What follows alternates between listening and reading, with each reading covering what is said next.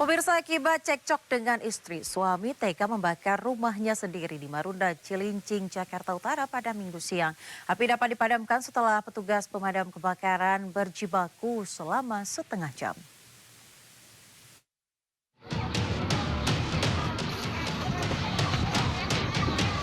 Sebuah rumah di Jalan Kampung Bidara RT 2 RW 1 Marunda, Cilincing, Jakarta Utara pada Minggu siang ludes terbakar.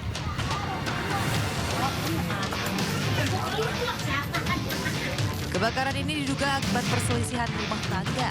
Sang suami Wahidin yang cekcok dengan istrinya membakar rumahnya sendiri dengan cara membakar selimut yang berada di dalam kamarnya, dan api pun menyambar ke barang-barang lain yang mudah terbakar hingga membesar. Tidak ada korban jiwa dalam peristiwa ini. Wahidin beserta istri dan seorang anaknya dapat menyelamatkan diri.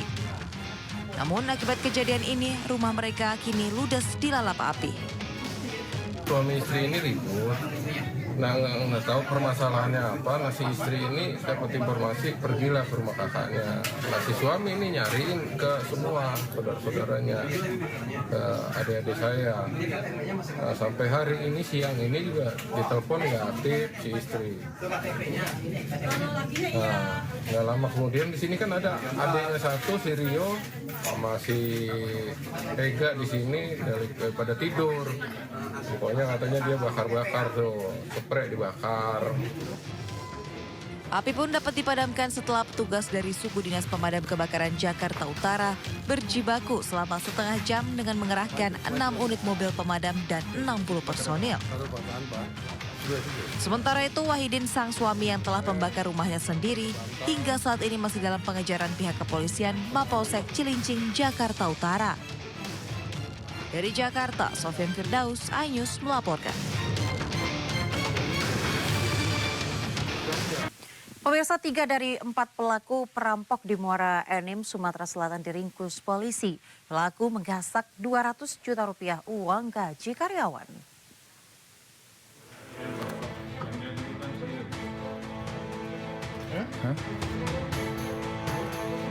Tim Raja Wali Satreskrim Polres Muara Enim bersama unit Reskrim Polsek Semendo berhasil meringkus RD, DAR, dan RUD, 3 dari 4 pelaku perampokan uang 200 juta rupiah yang merupakan gaji karyawan PT ZJNF Konstruksi Indonesia Subkon Serko 3 area kerja Lumut Balai.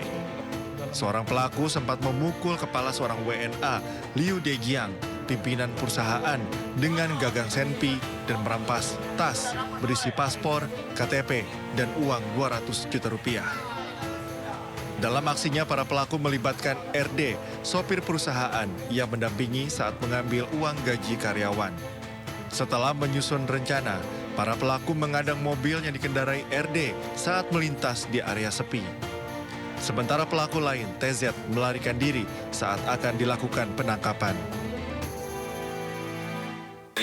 Si sopir dengan DPO atas nama Tanzri, itu mereka memang sudah merencanakan sebelumnya, sehingga si sopir mobil yang membawa para korban ini diarahkan untuk melalui jalan yang memang cenderung sepi, dan pada saat di titik tertentu dihadang pada saat berhenti, lalu melakukan aksi perampokan tersebut. Atas perbuatannya, ketiga pelaku diancam dengan hukuman 9 tahun penjara dan maksimal hukuman mati. Sementara petugas masih memburu TZ yang masuk dalam daftar pencarian orang. Dari Muara Enim, Sumatera Selatan, Edwin Syah Satria, iNews melaporkan. Kita ke informasi lainnya, pemirsa, kapal KM Kirana 1 terbakar di perairan Laut Semarang dipicu percikan api saat perbaikan di ruangan penumpang. Upaya pemadaman berlangsung selama 6 jam. Ya, kapal KM Kirana 1 terbakar di perairan Laut Semarang, pemirsa, di mana tim SAR ini memastikan tidak ada penumpang dalam kapal. 53 kru kapal berhasil diselamatkan. Kebakaran terjadi sore hari saat kapal dalam perbaikan dan akan bersandar. Kebakaran diduga dipicu akibat percikan api dari ruangan penumpang. Api bisa dipadamkan setelah 6 jam proses pemadaman.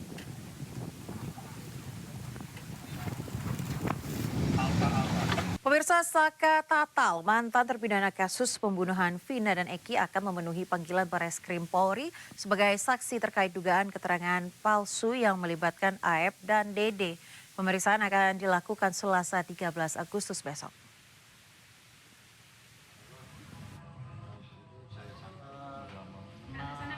Saka Tatal, mantan terpidana kasus pembunuhan Vina dan Eki di Cirebon, dijadwalkan menghadiri pemeriksaan di Bareskrim Polri esok. Saka akan diperiksa sebagai saksi terkait kasus dugaan keterangan palsu yang melibatkan AEP dan Dede. Kuasa hukum Saka Tatal, Titin Prialianti, akan membawa berita acara pemeriksaan atas nama AEP dan Dede yang relevan dengan pemeriksaan dan persidangan 8 tahun yang lalu. Sebelumnya pemeriksaan rencananya akan dilakukan pada Rabu minggu lalu. Namun pemeriksaan kembali diundur menjadi esok. Kalau informasinya hari Rabu, jadi dari Mabes yang akan datang ke Cirebon. Mungkin kepentingannya bukan Saka aja yang mungkin gitu. Tapi dengan pengunduran waktu ini memang ada informasi Mabes akan datang ke Lapas Bandung yang 7 terpidana itu di. Hingga kini kasus pembunuhan Vina dan Eki belum juga terpecahkan. Banyak saksi bermunculan seolah menambah kusut benang merah kasus yang harus diurai. Dari Cirebon, Jawa Barat, Tim Liputan iNews melaporkan. Anda kembali di Sindo Malam bersama saya Aya Nufus. Pemirsa, Presiden Joko Widodo menggelar sidang Kabinet Paripurna Perdana di Ibu Kota Nusantara hari ini. Sejumlah menteri dan pejabat setingkat menteri hadir dalam sidang tersebut. Presiden Jokowi kembali berkantor di IKN selama beberapa hari ke depan. Sidang kabinet membahas sejumlah hal, diantaranya terkait IKN, Purchasing Manager Index, dan juga keberlanjutan atau transisi pemerintahan Presiden Joko Widodo kepada Presiden terpilih Prabowo Subianto.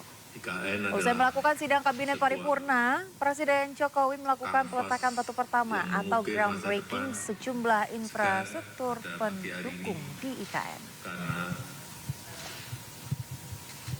Air Quality Index-nya memang sangat rendah sekali, yaitu di angka sebuah kanvas yang mengukir masa depan, dan tak semua orang, tak semua negara, dan tak semua negara memiliki kesempatan, memiliki kemampuan untuk membangun ibu kotanya yang dimulai betul-betul dari nol. Nusantara dibangun dengan konsep Forest City, kota hutan, kota yang penuh dengan hijauan, bukan kota beton atau bukan kota kaca. Juga Smart City, kota yang ditopang dengan teknologi dalam setiap aktivitas kotanya, dan juga Livable City, kota yang nyaman ditinggali. Dan sudah sering saya sampaikan, bukan pindah fisiknya yang penting, tetapi pindah pola pikir kita, pindah mindset kita, pindah pola kerja kita, bisa bekerja dari mana saja. Juga pindah mobilitasnya, karena mobilitas di ibu kota Nusantara semuanya memakai kendaraan listrik, dan juga energinya memakai energi hijau.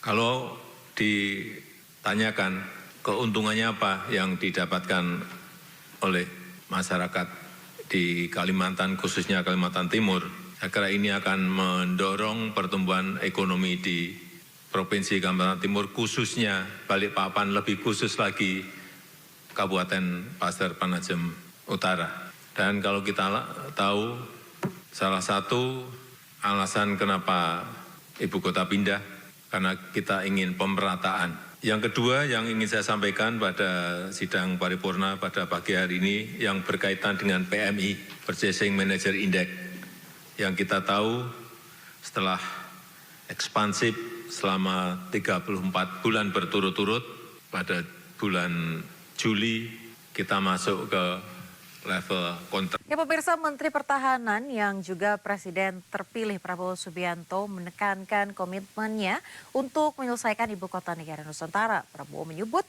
Presiden Joko Widodo mengambil peran sejarah sebagai inisiator pembangunan IKN.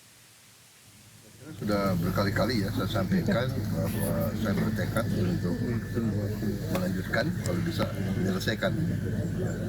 Pak Jokowi saya kira sudah mengambil peran sejarah, beliau yang inisiasi. Saya minimal saya lanjutkan, kalau bisa saya ikut yang menyelesaikan. Walaupun kita sadar pembangunan ibu kota itu bukan pekerjaan yang sebentar, ya. Pekerjaan yang lama, yang berat.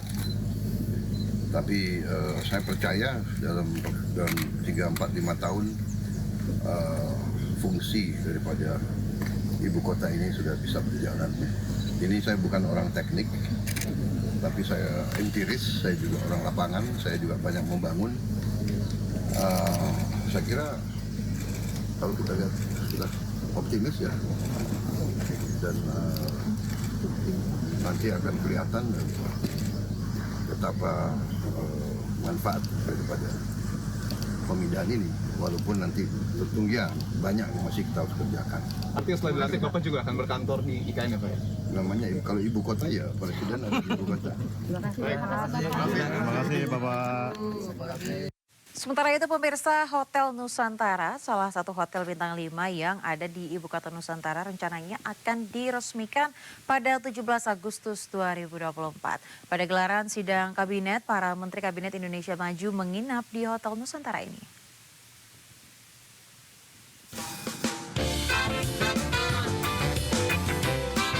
Hotel bintang 5 pertama di Ibu Kota Nusantara, Kalimantan Timur sudah siap beroperasi. Rencananya pada 17 Agustus 2024 hotel akan diresmikan.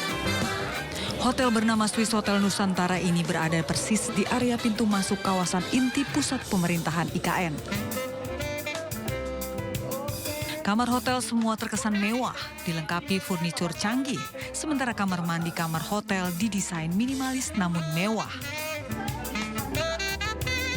Tarif hotel 9 lantai yang memiliki 191 kamar ini mulai dari 2,2 juta rupiah per malam. Tergantung dari jenis kamar yang dipilih. Dengan 191 kamar, hotel tersebut bisa menampung sekitar 200 orang. Rencananya para Menteri Kabinet Indonesia Maju akan menginap di hotel ini selama sidang kabinet di Ibu Kota Nusantara pada 12 Agustus 2024. Kesiapannya memang kita hampir 100% karena target untuk opening hotel adalah di 17 Agustus nanti. Tapi beberapa fasilitas memang di tahap finishing saat ini. Tapi untuk seremoni 17 Agustus memang hotel kita udah di book out dan full. Selain tempat menginap menteri saat sidang kabinet, hotel ini nantinya juga akan digunakan untuk tempat menginap tamu pada upacara 17 Agustus mendatang. Dari Kabupaten Pasir Utara, Kalimantan Timur, Mukmin Aziz, iNews melaporkan.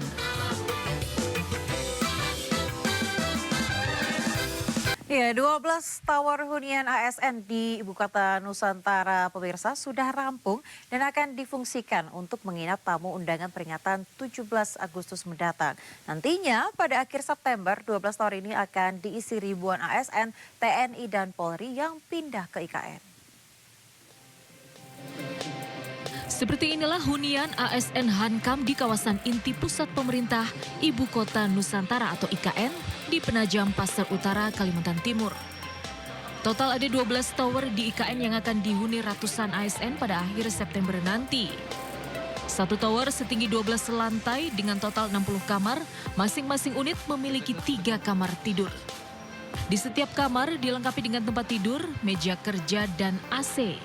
Ruang keluarga juga telah dilengkapi dengan sofa dan televisi. Dapur pun telah dilengkapi dengan kitchen set. ASN yang berkeluarga bisa tinggal dalam satu unit, sementara untuk ASN lajang akan tinggal bersama-sama atau bertiga dalam satu unit. Mungkin ya kalau saya jadi ASN saya akan sangat termotivasi untuk pindah ke sini. Pembangunan seluruh tower ASN sudah rampung pada Agustus ini, namun akan difungsikan terlebih dulu sebagai tempat menginap tamu undangan peringatan kemerdekaan di IKN. Dari Ibu Kota Nusantara, Kalimantan Timur, Mukmin Aziz, iNews melaporkan. Ya, pemirsa, pemerintah mewaspadai potensi kendala jaringan yang terjadi saat pelaksanaan upacara HUT Kemerdekaan RI di Ibu Kota Nusantara di Kalimantan Timur. Selain kendala jaringan, pemerintah juga menyebut transportasi dan akomodasi menuju lokasi menjadi tantangan dalam pelaksanaan upacara HUT RI di IKN. Pemerintah berharap dukungan dari masyarakat agar pelaksanaan upacara HUT ke-79 Indonesia di Ibu Kota Nusantara dapat berjalan dengan baik dan lancar. Deputi Bidang Protokol Pers dan Media Sekretariat Presiden Yusuf Permana menilai kelancaran dan kesuksesan upacara di IKN menjadi wajah dan cerminan bagi masyarakat Indonesia keseluruhan. Saat ini kita melakukan tes jaringan agar pada saat perpindahan gambar maupun komunikasi dapat berjalan dengan baik. Oleh karena itu sampai saat ini kami terus-menerus melakukan tes, memastikan jaringannya dapat terkoneksi dengan baik sehingga pada saat nanti dapat berjalan dengan lancar. Pemirsa, pengusaha Tol Yusuf Hamka resmi mengundurkan diri dari Partai Golkar dengan menyerahkan surat pengunduran diri ke kantor DPP Partai Golkar pada Senin pagi. Yusuf Hamka telah menyerahkan surat pengunduran diri dan Partai Golkar lewat staf kesekjenan DPP Partai Golkar.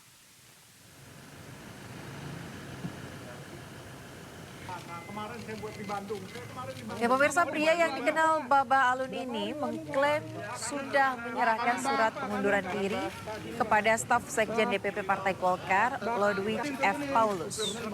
Baba Alun mengakui dorongan istri dan anak-anaknya untuk mundur dari Golkar merupakan kekuatan besar baginya. Ia memilih mundur dari politik karena ingin pensiun dan fokus mengurus cucu. Selain itu, Yusuf Hamka memutuskan mundur dari kontestasi Pilkada serentak 2024. Ia juga menyerahkan kembali surat instruksi maju Pilkada 2024 kepada DPP Partai Golkar. Yusuf Hamka memutuskan mundur seiring Erlangga Hartarto menyatakan mundur dari ketum Partai Golkar.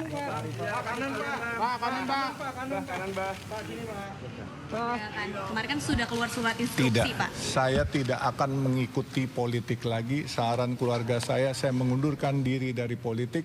Dan saran dari teman-teman netizen, dari guru-guru agama saya, semua bilang mundur dari politik, kamu milik rakyat dan kamu tidak boleh berafiliasi kepada salah satu partai politik atau apalagi kamu cuma di DKI atau di Jawa Barat. Kamu milik seluruh Indonesia. Seperti cita-cita kamu mau jadi Bunda Teresa. Jadi karir politik Pak Yusuf Hamka berakhir? Saya pikir untuk ikut di partai politik telah berakhir dan saya menjadi warga biasa, rakyat biasa sesuai keinginan rakyat dan guru-guru saya.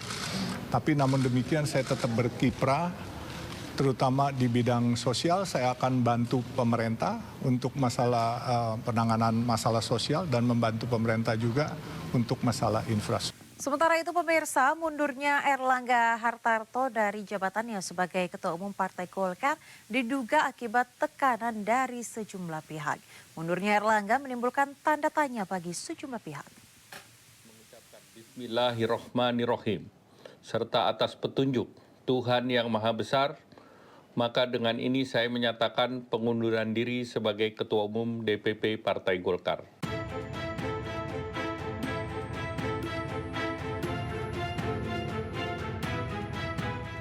Erlangga Hartarto mundur dari jabatannya sebagai Ketua Umum Partai Golkar. Erlangga menyatakan resmi mundur dari jabatan Ketua Umum sejak Sabtu 10 Agustus 2024. Mundurnya Erlangga menimbulkan tanda tanya bagi sejumlah pihak. Dugaan adanya tekanan kepada dirinya pun muncul ke permukaan. Tidak mungkin Pak Erlangga mundur tanpa adanya tekanan politik yang luar biasa. Jadi boleh dikatakan bahwa mundurnya Pak Erlangga ini adalah momentum bersatunya kekuatan atau faksi eksternal dan faksi-faksi internal di Partai Golkar yang menginginkan Pak Erlangga mundur. Namun dugaan ini dibantah Partai Golkar. Golkar menegaskan mundurnya Airlangga tidak ada hubungannya dengan masalah eksternal. Oh, tidak ada. Bahwa Pak Airlangga mundur sebagai Ketua Umum Partai Golkar tanpa tekanan, dan beliau ingin lebih mengedepankan tugas-tugas beliau sebagai Menko Perekonomian yang saya kira tugas tantangan global semakin besar di depan mata. Sebelumnya Airlangga sempat diperiksa sebagai saksi pada Juli 2023 terkait kasus dugaan suap ekspor CPO. Beredar info bahwa Kejagung akan melakukan pemeriksaan terhadap Airlangga besok. Namun pihak Kejagung belum memberikan keterangan resmi. Tim Liputan iNews melaporkan.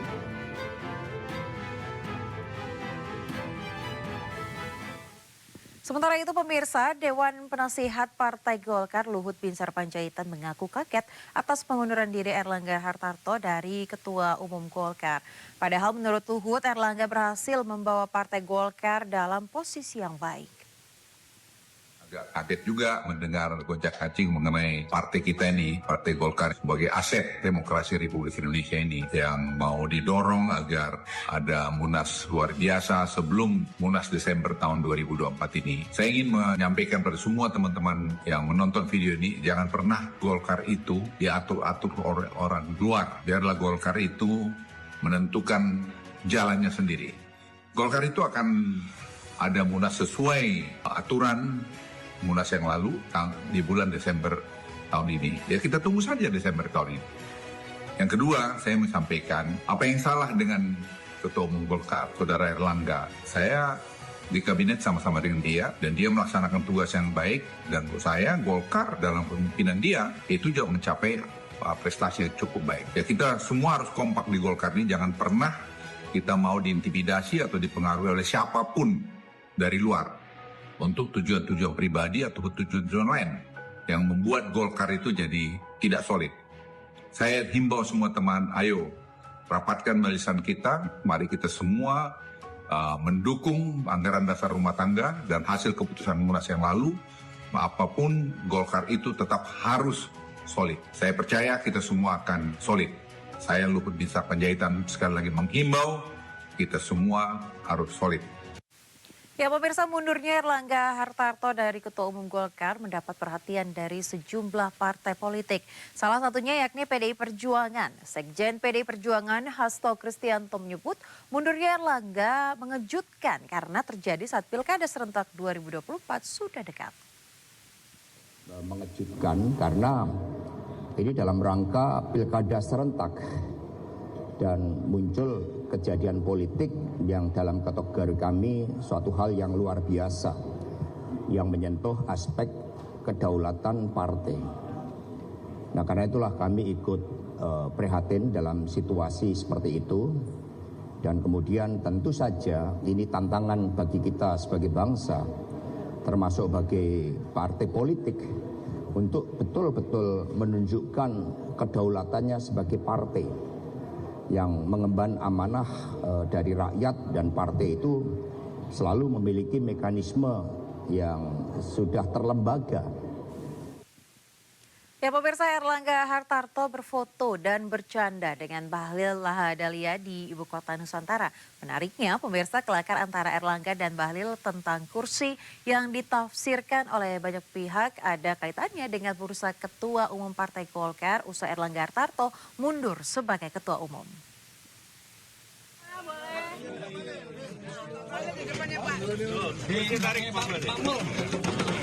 Kursinya Pak Kapolri aja diambil sama saya.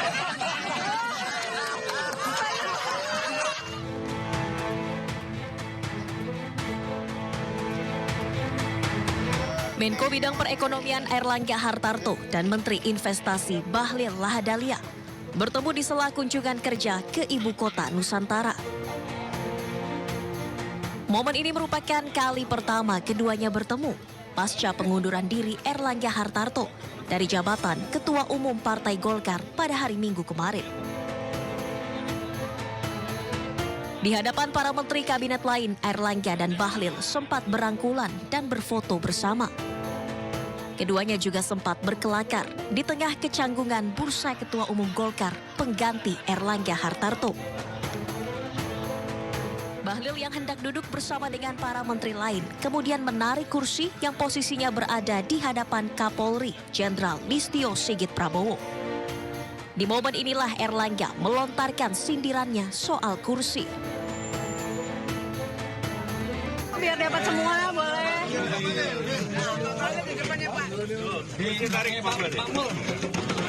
Kursinya Pak Kapolri aja diambil lah Bapak.